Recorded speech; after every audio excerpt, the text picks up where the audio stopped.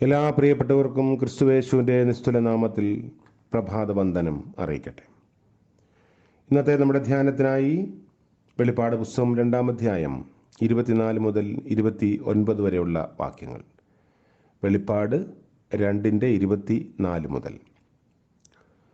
എന്നാൽ ഈ ഉപദേശം കൈക്കൊള്ളാതെയും അവർ പറയും പോലെ സാത്താൻ്റെ ആഴങ്ങൾ അറിഞ്ഞിട്ടില്ലാതെയും തുയഥൈരയിലെ ശേഷം പേരോട് വേറൊരു ഭാരം ഞാൻ നിങ്ങളുടെ മേൽ ചുമത്തുന്നില്ല. എങ്കിലും നിങ്ങൾക്കുള്ളത് ഞാൻ വരും വരെ പിടിച്ചുകൊള്ളുവീൻ എന്ന് ഞാൻ കൽപ്പിക്കുന്നു. ജയിക്കുകയും ഞാൻ കൽപ്പിച്ച പ്രവർത്തികളെ അവസാനത്തോളം അനുഷ്ഠിക്കുകയും ചെയ്യുന്നവന് എൻ്റെ പിതാവ് എനിക്ക് തന്നതുപോലെ ഞാൻ ജാതികളുടെ മേൽ അധികാരം കൊടുക്കും. അവൻ ഇരുമ്പ് കോൽ കൊണ്ട് അവരെ മേയിക്കും. അവർ കുശവൻ്റെ പാത്രങ്ങൾ പോലെ നുറുങ്ങിപ്പോകും. ഞാൻ അവന് ഉദയ നക്ഷത്രവും കൊടുക്കും. ആത്മാവ് സഭകളോട് പറയുന്നത് എന്തെന്ന് ചെവിയുള്ളവൻ കേൾക്കട്ടെ. കർത്താവിൻ്റെ പരിശുദ്ധ നാമം വാഴ്ത്തപ്പെടുമാറാകട്ടെ. മറ്റൊരു പ്രഭാതം നമ്മുടെ ആയുസ്സിൽ നമ്മൾ കാണുന്നു. വെളിപ്പാട് പുസ്തകത്തിൽ ആസിയയിലെ 7 സഭകൾക്ക് യോഹന്നാൻ മുഖാന്തരം നൽകിയ ദൂതുകളുടെ സാരാംശമാണ് ഈ ദിവസങ്ങളിലെ ധ്യാനത്തിനായി നമ്മൾ തിരഞ്ഞെടുത്ത് നടത്തിക്കൊണ്ടിരിക്കുന്നത്.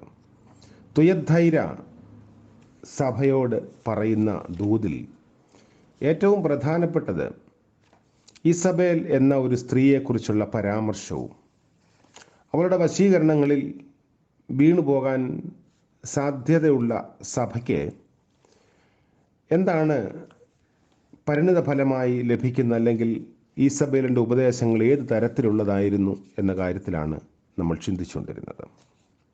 അതിനെ തുടർന്ന് ഇന്നത്തെ വേദഭാഗം നമ്മളെ ഓർമ്മിപ്പിക്കുന്നു.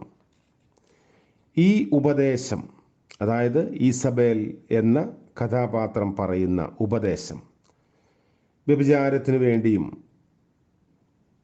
അതുപോലെ വിഗ്രഹാർപ്പിത ഭക്ഷണത്തിനു വേണ്ടിയുമുള്ള സ്വാധീനം സഭയിൽ ഇസബേൽ എന്ന ആളിലൂടെ, അല്ലെങ്കിൽ അതൊരു വ്യക്തിയാകട്ടെ സമൂഹമാകട്ടെ, അങ്ങനെയുള്ളവരിലൂടെ ലഭിക്കുമ്പോൾ സഭ അതിനെതിരെ എങ്ങനെയാണ് നിൽക്കേണ്ടത്?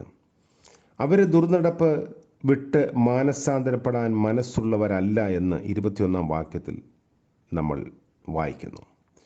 അതുകൊണ്ട് ആ ഒരു കൂട്ടുകെട്ട് അതിനോട് യോജിച്ച് നിന്ന് മാനസാന്തരപ്പെടാതിരുന്നാൽ വലിയ കഷ്ടതയും പ്രയാസങ്ങളും തലമുറകളിലേക്കും വ്യാപിക്കുമെന്ന് 23-ാം വാക്യത്തിലും നമ്മൾ വായിക്കുന്നു. ഞാൻ ഉൾപ്പൂവുകളെയും ഹൃദയങ്ങളെയും ആരായുന്നവനെന്ന് സകല സഭകളും അറിയും. നിങ്ങളുടെ പ്രവൃത്തിക്ക് തക്കവണ്ണം ഞാൻ നിങ്ങൾക്ക് ഏവർക്കും പകരം ചെയ്യും എന്ന മുന്നറിയിപ്പോടുകൂടിയാണ് അവിടെ അത് നിർത്തുന്നത്.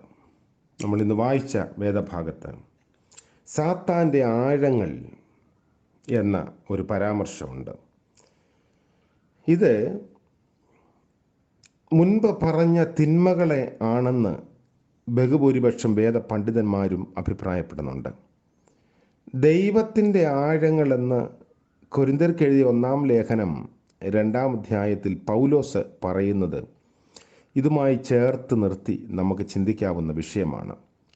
എന്നാൽ അതേസമയം തന്നെ ശരീരവും ആത്മാവും 2 ആകയാൽ, പരസ്പര വിരുദ്ധമാകയാൽ ശരീരമായ പാപം, അല്ലെങ്കിൽ ശാരീരികമായ പാപം ആത്മാവിനെ ബാധിക്കുകയില്ല എന്ന ചിന്താഗതി മൂലമുണ്ടായ ധാർമ്മികവും സാൻമാർഗികവുമായ അധപ്പതനവും ഇവിടെ അപലപിക്കപ്പെടുന്നുണ്ട് എന്ന് കരുതുന്നത് ന്യായമാണ്. അതായത് ഒരു ഗ്രീക്ക് ചിന്തയാണ് ശരീരം ചെയ്യുന്നതൊന്നും ആത്മാവിനെ ബാധിക്കുന്നില്ല എന്നുള്ളത്. അതിനെതിരെയുള്ള ഒരു എൻകൗണ്ടറായും നമുക്ക് ഈ ആശയത്തെ എടുക്കാം. വാഗ്ദാനങ്ങളും ഭീഷണികളുമൊക്കെ ഈ വേദഭാഗത്തുണ്ട്. ഈ കത്ത് അവസാനിക്കുന്നത് ഒരു വശത്ത് ഭീഷണികളോടും മറുവശത്ത് വാഗ്ദാനങ്ങളോടും കൂടെയാണ്. ഈസബേൽ അനുദപിക്കാഞ്ഞാൽ അവൾക്ക് രോഗക്കിടക്കയും അങ്ങനെയുള്ള പ്രയാസങ്ങളും ഒക്കെ ഉണ്ടാകും. അവളോട് കൂടെയുള്ളവർക്കും അങ്ങനെ തന്നെ ഭവിക്കും. ഹൃദയങ്ങളെയും അന്തരേന്ദ്രിയങ്ങൾ അല്ലെങ്കിൽ ഉൾപ്പൂവുകളെയും ശോധന ചെയ്യുന്ന ക്രിസ്തുവാണ് ഇത് അരുളി ചെയ്യുന്നത്. ഇത് യിരെമ്യാ പ്രവാചകന്റെ പുസ്തകം 11-ാം അധ്യായത്തിൻ്റെ 20-ാം വാക്യത്തിൻ്റെ വിവർത്തനമായി നമുക്ക് മനസ്സിലാക്കാം. അതായത് മനുഷ്യൻ്റെ വികാരങ്ങളുടെ ഇരിപ്പിടം അടിവയറ്റിലുള്ള അവയവങ്ങളിൽ ആണെന്നായിരുന്നു പ്രാചീന വിശ്വാസം. ഇസബേലിൻ്റെ മാനസാന്തരം കേവലം ബാഹ്യവും കപടവും ആണോ എന്ന് അന്തര ഇന്ദ്രിയങ്ങളെ പരിശോധിപ്പാൻ കഴിവുള്ള ക്രിസ്തുവിനറിയാം എന്നതാണ് ഇതിൻ്റെ അർത്ഥം. വിശ്വസ്തർക്ക് ചില വാഗ്ദാനങ്ങൾ നൽകപ്പെടുന്നുണ്ട്. അത് ഭാഗികമായി സങ്കീർത്തനം 2:8-9 വായിക്കുമ്പോൾ മനസ്സിലാക്കുന്ന സംഗതിയാണ്. അവിടെ നിന്ന് എടുത്തിട്ടുള്ളതാണ് എന്ന് വേണമെങ്കിൽ നമുക്ക് കരുതാം. മശിഹായുടെ വിജയത്തെപ്പറ്റിയാണ് സങ്കീർത്തനം പറയുന്നത്. അത് സഭയ്ക്കും അനുവർത്തനീയമായ കാര്യമാണ്. വാഗ്ദാനത്തിൻ്റെ 2-ാം ഭാഗം ഉദയനക്ഷത്രത്തെപ്പറ്റിയാണ്. ഇതിന് വ്യത്യസ്തമായ വ്യാഖ്യാനങ്ങളൊക്കെ നിലനിൽക്കുന്നുണ്ട്. ആദ്യത്തെ പുനരുത്ഥാനം രാത്രി കഴിയാറാകുമ്പോൾ, അതായത് പ്രഭാതമടുക്കുമ്പോൾ ഉദയനക്ഷത്രം പ്രത്യക്ഷപ്പെടുന്നത് പോലെ പുതുപുലരിയുടെ വാഗ്ദാനമാകുന്ന ഉദയനക്ഷത്രം വിശ്വാസികൾക്ക് പ്രത്യാശയാ ദൃശ്യമാണ്. അന്ധകാരയുഗം തീരാറായി, പുതുയുഗം ഇതാ സമാഗതമായിരിക്കുന്നു എന്ന വാഗ്ദാനം. മറ്റൊന്ന്, ഇത് ലൂസിഫറിൻ്റെ ബന്ധനത്തെ സൂചിപ്പിക്കുന്നതാവാം എന്ന് കരുതുന്നവരുമുണ്ട്. സ്വർഗത്തിലെ ദൈവത്തിനെതിരായി സമരം ചെയ്ത് ഭൂമിയിലേക്ക് തള്ളപ്പെട്ട ലൂസിഫർ, അത് വ്യക്തമാകണമെങ്കിൽ യെശയ്യാ പ്രവാചകന്റെ പുസ്തകം 14-ാം അധ്യായം വായിക്കണം. പേരിൻ്റെ അർത്ഥം കൊണ്ട് ഉദയനക്ഷത്രം എന്ന് രൂപകത്താൽ വർണ്ണിക്കപ്പെടുന്നു. അങ്ങനെയെങ്കിൽ സാത്താനെ ബന്ധിച്ച് ക്രിസ്തു തൻ്റെ സഭയെ പൂർണ്ണമായും വിജയിപ്പിക്കുന്നതിനെയാണ് ഇവിടെ സൂചിപ്പിക്കുന്നത്. മൂന്നാമത്തെ കാര്യം ദാനിയേലിൻ്റെ പുസ്തകം 12-ാം അധ്യായം 3-ാം വാക്യവുമായി ചേർന്ന് നിൽക്കുന്നു. ബുദ്ധിമാൻ ആകാശവിധാനത്തിൽ പ്രകാശം പോലെയും അനേകരെ നീതിയിലേക്ക് തിരിക്കുന്നവർ എന്നേക്കും നക്ഷത്രങ്ങൾ പോലെയും ഇരിക്കും. അങ്ങനെയെങ്കിൽ ഉദയനക്ഷത്രം നീതിമാന്മാർക്ക് ഉണ്ടാകാൻ പോകുന്ന അവസ്ഥയെ കാണിക്കുന്നു.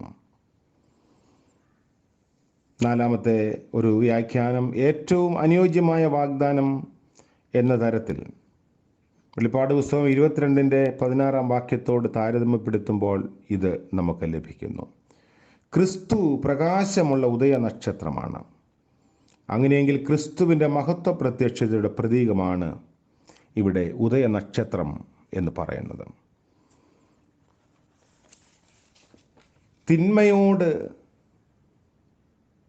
തോറ്റുപോകാതെ നിൽക്കുന്നവർക്ക് ലഭിക്കുന്ന ഏറ്റവും വിശേഷതയുള്ള പ്രതിഫലമാണ് ഈ 1-2 വാക്കുകളിലൂടെ നമ്മൾ മനസ്സിലാക്കുന്നത്. അവർക്കൊരു അധികാരം ലഭിക്കുന്നുണ്ട്. അവിടെ പറയുന്നത്, എൻ്റെ പിതാവ് എനിക്ക് തന്നതുപോലെ ഞാൻ ജാതികളുടെ മേൽ അധികാരം കൊടുക്കും. അവൻ ഇരുമ്പ് കോൽ കൊണ്ട് അവരെ മേയ്ക്കും.